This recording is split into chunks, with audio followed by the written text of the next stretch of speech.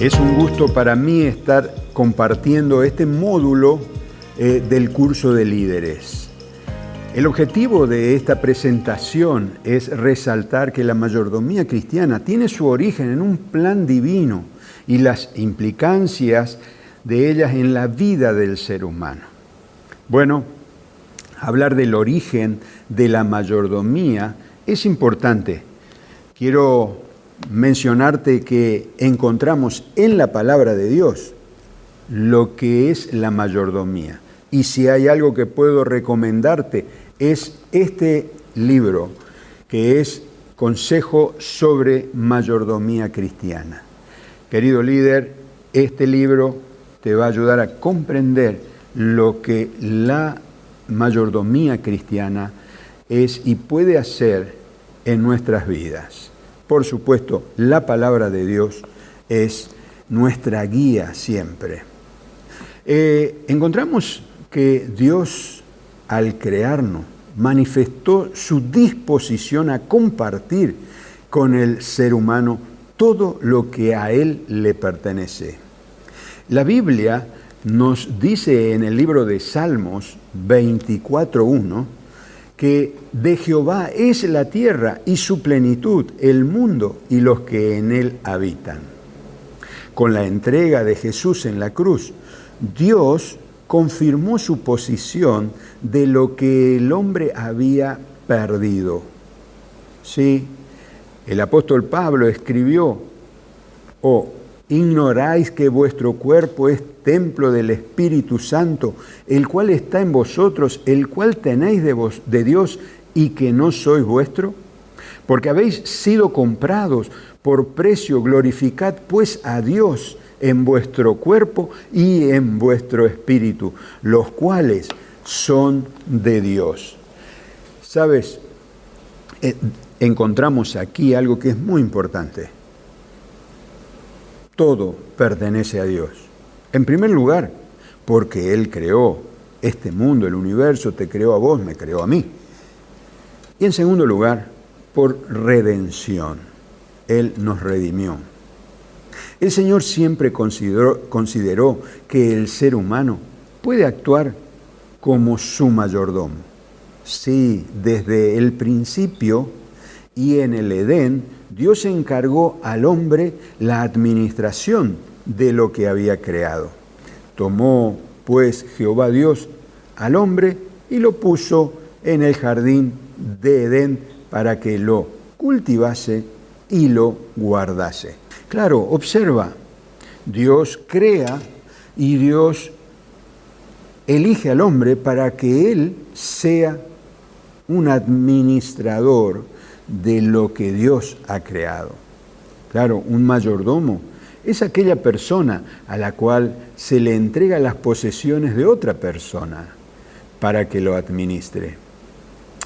Para el cristiano, mayordomía significa la responsabilidad que le cabe al hombre por todo lo que Dios le ha confiado y el uso de ello hace la vida, el ser físico, el tiempo, los talentos y capacidades, las posesiones materiales, las oportunidades de servir a otros y su conocimiento de la verdad. Es decir, en una palabra, mayordomía es entrega. En este caso, podríamos afirmar, como escribiera Paul Smith, la mayordomía abarca el uso sabio y abnegado de la vida. Dos conceptos básicos en la mayordomía.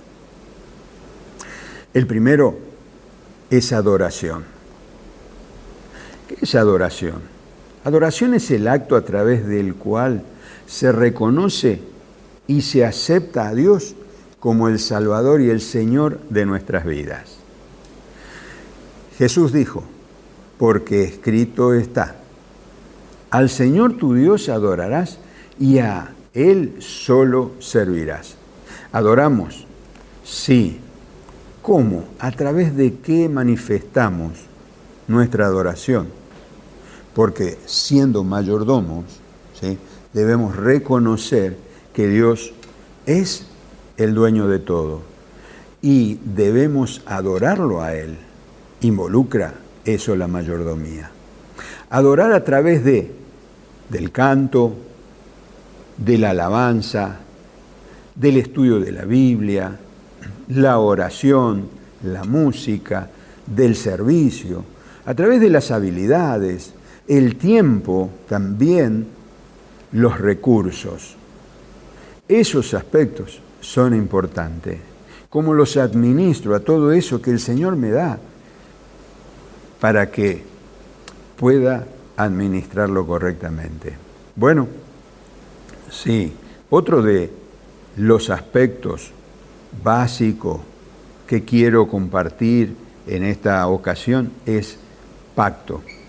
Bueno, la palabra pacto aparece aproximadamente unas 285 veces en el Antiguo Testamento y se utiliza en conexión con el pacto entre Dios y su pueblo. Corresponde a un contrato, aunque también se usa para alianza o testamento. El plan de salvación es un pacto que Dios propone a los seres humanos. Los contratos forman parte de la relación humana, pero el pacto de Dios con nosotros en Jesús fue concebido desde la eternidad. Qué interesante, realmente interesante. Dios desde la eternidad, desde antes de la creación del mundo, ya había establecido como objetivo tener un pacto con el ser humano. Y ese es el de la vida eterna, el de la salvación. Primera de Pedro, capítulo 1, verso 18 al 20, dice: tened presente que habéis sido rescatados de vuestra vana manera de vivir, la cual heredasteis de vuestros padres, no con cosas corruptibles como oro o plata, sino con la sangre preciosa de Cristo, como de un cordero sin mancha y sin contaminación. Él, a la verdad, fue destinado desde antes de la fundación del mundo, pero ha sido manifestado en los últimos tiempos por causa de vosotros. Una de las cláusulas importantes del pacto es reconocer que Dios da las posesiones materiales y a cambio espera fidelidad. La fidelidad de Dios a su pacto es inquebrantable. Cualquiera que crea y sea fiel será salvo. Dice el Evangelio según San Juan, una expresión de uno de los versículos claves y los clásicos: de tal manera amó Dios al mundo que ha dado a su Hijo unigénito, para que todo aquel que en Él crea no se pierda, mas tenga vida eterna. Cualquiera que crea y sea fiel será salvo y recibirá bendiciones, porque esto es parte del contrato. Esto es parte de lo que Dios nos dice. Consejo sobre mayordomía cristiana en la página 78 y 79 de este libro, dice: el que dio a su Hijo unigénito para que muriera por ustedes, ha hecho pacto con ustedes. Él les da sus bendiciones y en cambio requiere que le lleve sus diezmos y sus ofrendas. Nadie se atreverá a decir que no comprendió este asunto. El plan de Dios concerniente a los diezmos y las ofrendas está claramente establecido en el tercer capítulo de Malaquías. Dios pide que sus instrumentos humanos sean fieles al contrato que Él ha hecho con ellos. Bien, adoración. Adoramos a Dios a través de el diezmo también. Dice el Señor: porque mía es toda bestia del bosque y los millares de animales en los collados. Si yo tuviera hambre, no te lo diría a ti, porque mío es el mundo y su plenitud. Salmo 50, 10 al 12. Bien, teniendo en claro esto, podemos decir que en el Edén, aún antes de la entrada del pecado, Dios le prohibió al hombre comer del fruto del árbol del conocimiento del bien y del mal como una prueba para él. Lo reclamó como suyo, porque con la obediencia a este mandato, Adán y Eva reconocían que Dios era el dueño del hermoso hogar que les había confiado a su cuidado.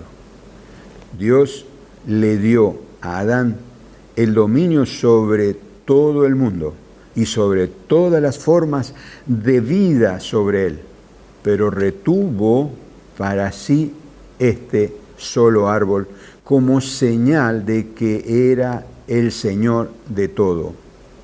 Así, el separar el diezmo, la 10ª parte de las ganancias, es un reconocimiento de la misma verdad eterna.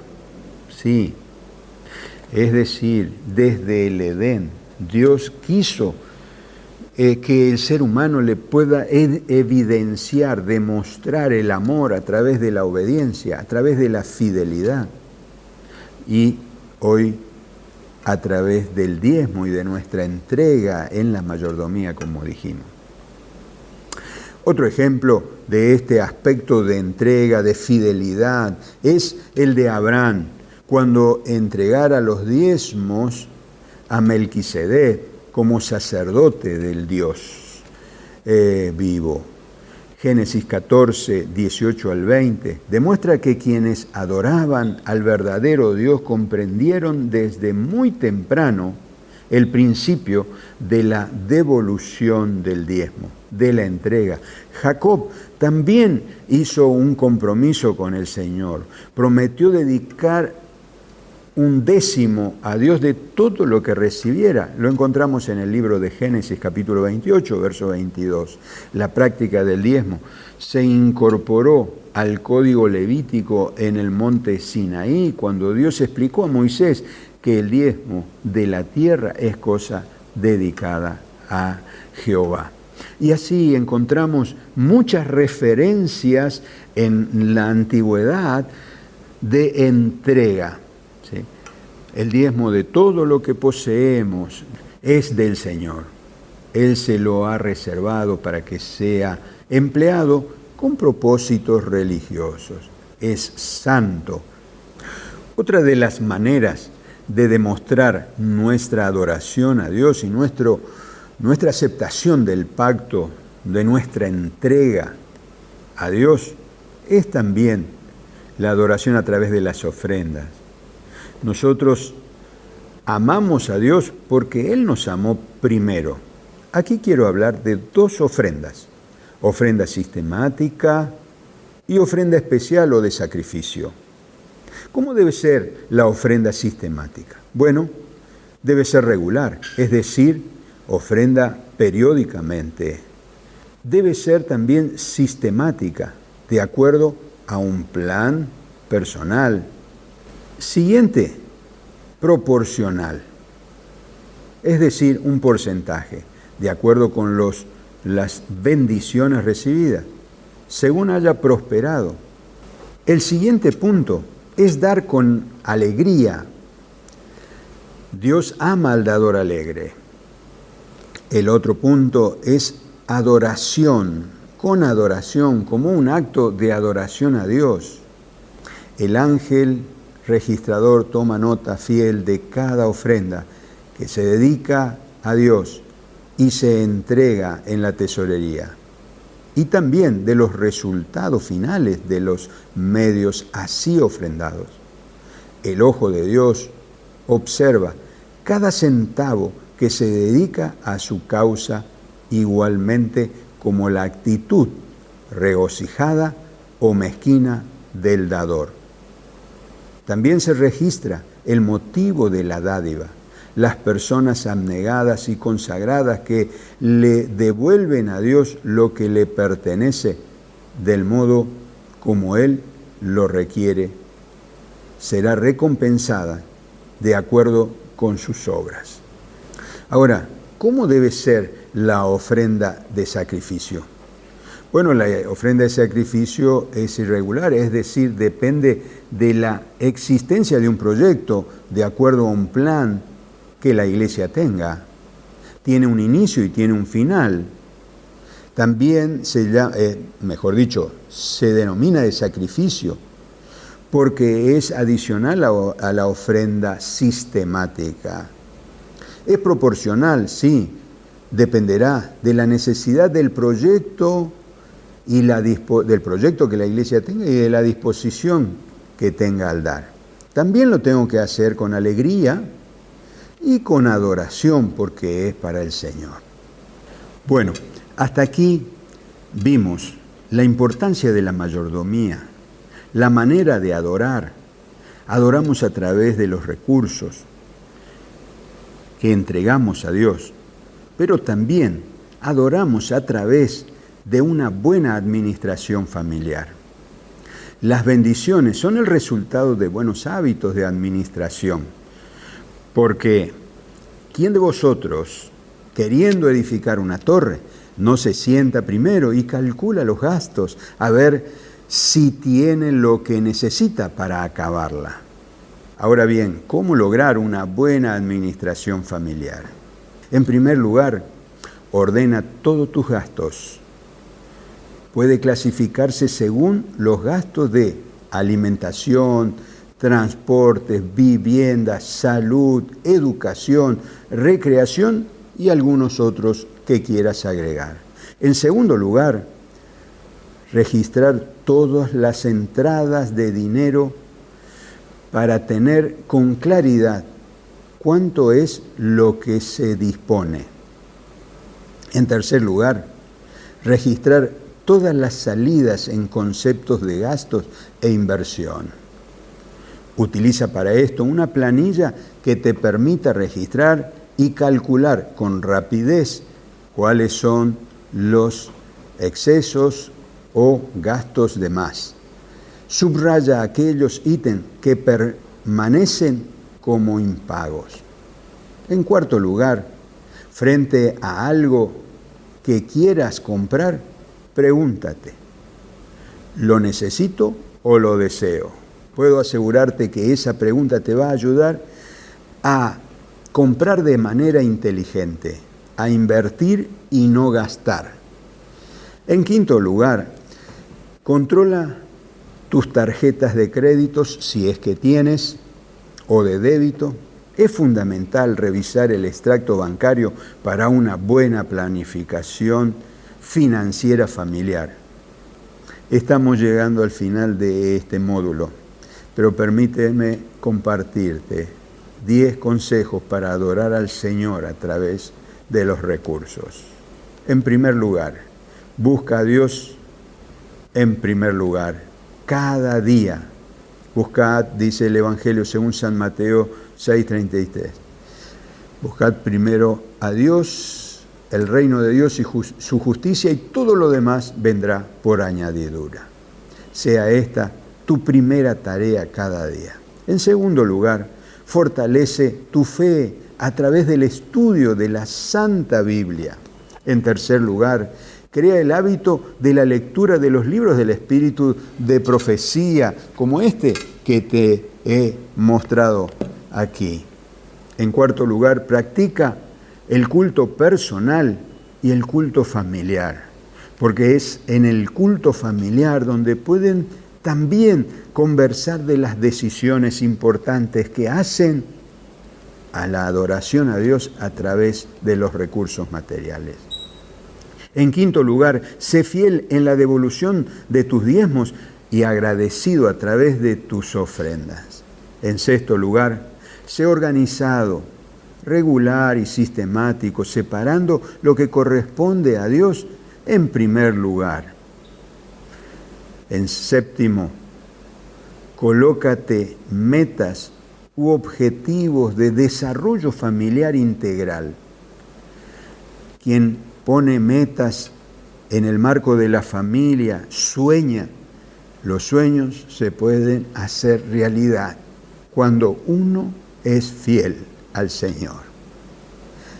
En octavo lugar, libérate de las presiones de las deudas, administrando correctamente. Si no sabes manejar el plástico, la tarjeta, anúlala, destrúyela, pero libérate de las deudas. En noveno lugar, mantente en los gastos dentro del marco de los ingresos. Y en décimo lugar, pídele a Dios sabiduría para ser un buen mayordomo en tu vida. Quiero dejarte para la dinámica unas 3 o 4 preguntas, ¿sí? Y llegamos así al final de este módulo. Lo siguiente, escribe una palabra que defina para ti la mayordomía. Mayordomía en una palabra. Segundo, lee la siguiente cita y reflexiona en lo que dice para tu vida. Y la cita es: cada mañana conságrate tú mismo, alma, cuerpo y espíritu a Dios. Establece hábitos de devoción y confía más y más en tu Salvador. En tercer lugar, define la función de un mayordomo fiel.